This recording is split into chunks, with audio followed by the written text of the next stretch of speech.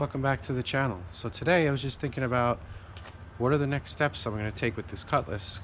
Originally, when I did the recent paint work on it, the idea was to get it looking better so I could sell it. But then I put so much work into the paint, getting it looking good, and it came out better probably than I thought it would. So now I'm wondering, like, do I keep it? Do I keep going with it? Or is it best to just take it as it is? It's kind of at a high point right now, and unload it while values are still up. I mean, who knows what kind of recession we're going to be in coming over the next year or so, and I don't know if the car market's going to crash. What I do know is, these G bodies are worth a lot more than they were just a couple of years ago, even like when I bought this one. So right now the car is pretty much all stock. The only things that have been altered on it are it's got a full dual exhaust, still has 2 catalytic converters. I guess the original would have had one, then splitting into a dual exhaust. So it has 2 full exhaust pipes with catalytic converters, and the tires are not the stock size. I mean, car is pretty stock other than that, and looking a lot better. But driving it, it's just not great. I mean, don't get me wrong, it's a really smooth ride. It handles well. It's a pleasure to drive, really. The issue is it's just really low on power, and I know 307s are not known for power, but just compared to maybe modern cars, it could be a lot better. So I've been thinking about different drivetrain options. I mean, it's got good stuff in it. It's got the 204R transmission, which is the overdrive, and it's working. I mean, it's not the tightest shifting transmission. It probably could use a refresh, but it's working. It's got the 373 posi rear, and this is the upgraded rear axle housing. It's the GM 8.5-inch 10 bolt, which is the same that you would get in a Grand National, and it has the posi, factory posi, which is cool. So it does have that going for it. So one of the things I was thinking about was maybe a 350 Olds, because I think it would drop right in place of the 307. Again, all stock under here, just dirty. One thing I did learn about these 307s, I believe it started 85 and up. There's a marking on the head down here that says 7A. Those are I forget what they're called, but basically those are the heads you don't want. Prior to that, they were like conventional heads, cylinder heads, and then they decided, I guess in 85, they switched over to the roller cam, and they also changed the heads for fuel efficiency and maybe emissions. I'm not really sure, but the ports are the intake ports are like half the size of a normal head. It's no wonder that these engines struggle to make power. So there's really nothing you can do to these to make it any better. I mean, it might be possible to change the heads from the earlier heads, but that I'm not even sure. I'm not even sure if that would work. So it's pretty much a lost cause as it is. So I could get a 350 Olds, and I'm talking one of the earlier ones. Like, I don't know much about Oldsmobiles, but from what I've heard, like the early 70s, like maybe 73 or 72 and older are the ones you want to get. The gold ones, the rocket ones, not the ones from the mid and upper 70s and into the 80s. So that's one option. Throwing a 350 in here, I could just keep everything. I could keep the original bracketry, the AC lines, all that would go right on. And then I could either keep the factory ECM controls, or I could just as easy have like a old school carburetor and an HEI distributor, and it's good to go. So that's probably one of the cheapest and easiest options. And then of course, the other popular thing is the LS swap. where you get something from like a GM truck, 5.3, 4.8, 6.0 liter kind of deal, fuel injection, and they do make all the adapters and parts to make those swaps in a G-body very easy. But then, you know, you're also dealing with a new fuel system for the EFI, and then you're also dealing with, well, what do I do then? Because I want to keep the AC and the heat and all that stuff. So then it starts getting like a little bit custom with AC brackets and possibly AC lines. So that's a factor. And then also you got to worry about, well, what am I doing with the transmission then? If I want to use the original 200 R4 transmission, then I have to figure out, well, you know, then am I doing a drive-by cable setup? Because you need the TV cable from the transmission to be controlled to the throttle. So then you would need to make sure you do a cable throttle setup, not a drive-by wire. Or you could go with an electronically controlled transmission, but then that's just adding another thing to the mix, like drive shaft length, cross member changes, and am I going to be able to get a decent working transmission without having to have it rebuilt? Then the other option, which is also a decent option, would probably be like a Vortec 5.7 liter, Vortec 350, the Gen 1 style small block. Those you can get in something like late 90s, I guess 96 and up, until they switched over to the Gen 3 style block. Those you can get for a fairly reasonable price too, and they make some pretty good power too, as they are. So then you're basically just putting a traditional small block Chevy in the car, which, you know, that's been done a million times in Jeep bodies. I would just have to, yeah, I guess if I got something from like a salvage yard, I would get all the accessory drives and everything, because I don't have any of that stuff. And that would work with the original transmission. Throw a carburetor on it, and you're done. So that would probably be like the mid-priced option. The most expensive option is going to be the 5.3 Gen 3 block style. I know you can get good deals if you do like a pull your own part. You can get the engine for a few hundred, but then you got to factor in everything else around it that you're going to need, like headers, hookups, exhaust, adapter plates for the mounts. What are you going to do about a radiator?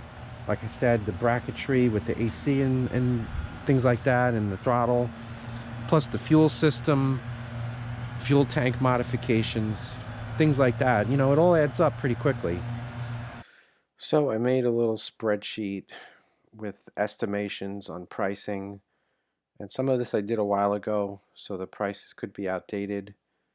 And also, I'm sure I'm forgetting tons of stuff, so whatever amounts I'm coming up with here are going to be short. So just looking at the LS swap option, this would be going with drive-by cable theoretically, so I could keep the 200 R4 transmission.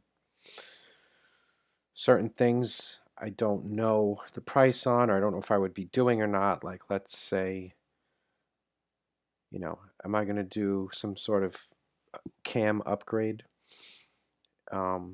I want to use the factory computer to save money in the factory harness. So then that would require some sort of tuning, either having it done by somebody, or if I do it myself, you know, there's some free softwares that you can use.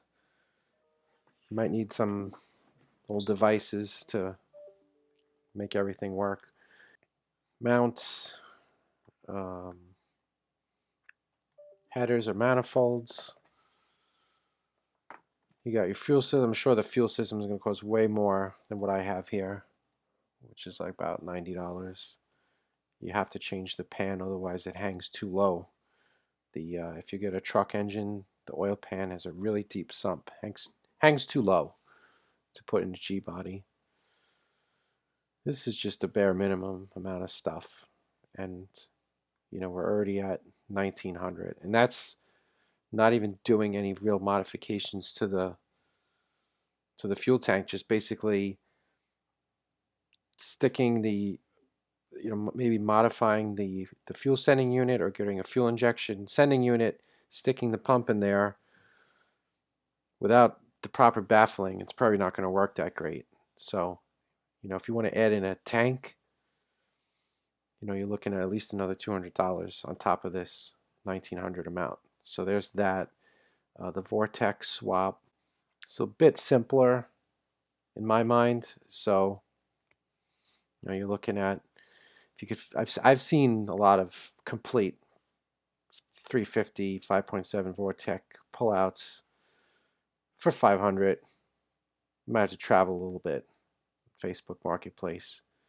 Or if you want to get adventurous, go to a salvage yard, pull your own part, and there's probably going to be plenty of Vortec 5.7s or Vortec 5.3s, maybe 6.0 if you're lucky. You could pull yourself and save a couple of $100 doing it yourself. Just standard small block Chevy engine mounts. You are going to need, you're probably not going to want to use the factory fuel injection setup on the Vortec. It's not really worth it, at least in my opinion. So I would probably just go with a regular aluminum aftermarket intake, the cheap, overseas versions, like a 170. If you get one from Edelbrock, it's going to be at least double that. Same deal with the carburetors. Carburetors are so expensive right now. They do make these brand new quadrajets on, I've seen them on Amazon.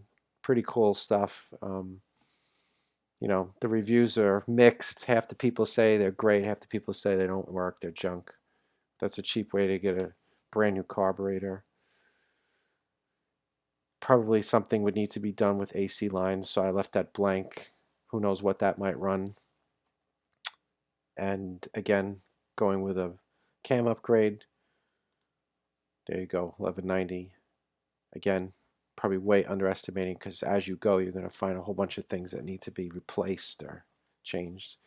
And then I thought the Olds 350 swap would be the cheapest route, but turns out, I have seen a couple on Marketplace. Now you're talking also about a 50-year-old engine. A lot more chance of it not really being in great shape. Engine mounts, Oldsmobile intake, quite pricey. And, just going with a basic distributor. So even doing that, the Olds 350, which I don't even know how much of an upgrade that is. Just doing a little more research on that too. Some of the Olds 350s have low compression, have dished pistons, so you're getting like 8-to-1 compression. So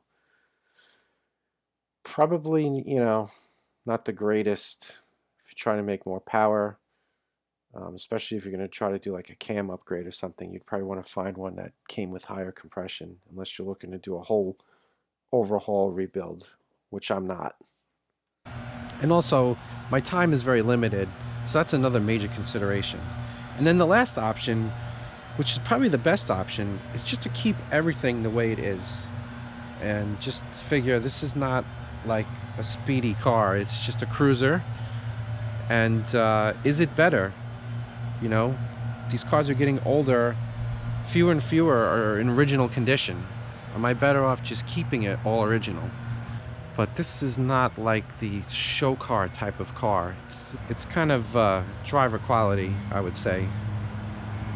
Definitely not going to be doing any Concours restorations with this, unless you were probably really loaded with money and had nothing better to spend it on, because you could get a nice original car for way less than the price of trying to restore this and put this back to like pristine mint original condition. So anyway, these are my thoughts. I'm not going to do anything immediately, just thinking about things. I have all these other cars to deal with here too, figure out what I'm doing with the Camaro, the 67 Buick. I don't know what direction I'm going with any of these cars, so just trying to figure out a game plan. So I would appreciate anyone who has any suggestions or comments. I'm open to hearing them. So type it out in the comments below and let me know what you think.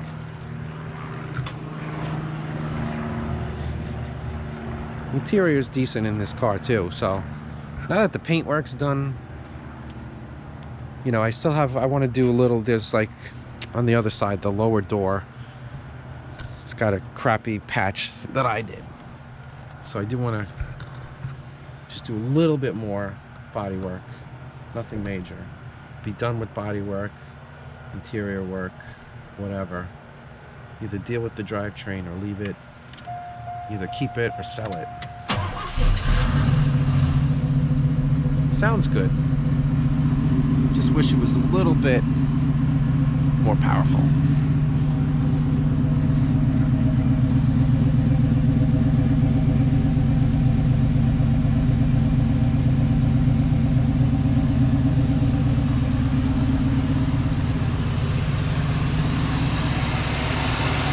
Other minor little nitpicks just about the way the car runs. The carburetor is really bad. It's not the original carburetor to the car, it's a remanufactured carburetor, and it just doesn't run right. They're notorious for not running right. This one, it doesn't ever want a cold start. You gotta crank it and crank it and crank it and crank it.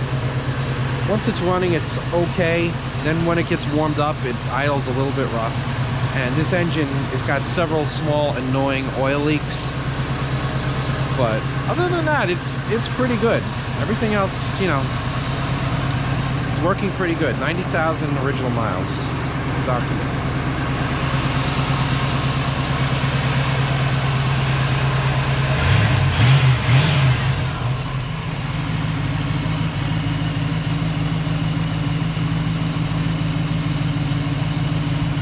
So anyway, let me know what you think, and I will see you guys in the next video. Thanks.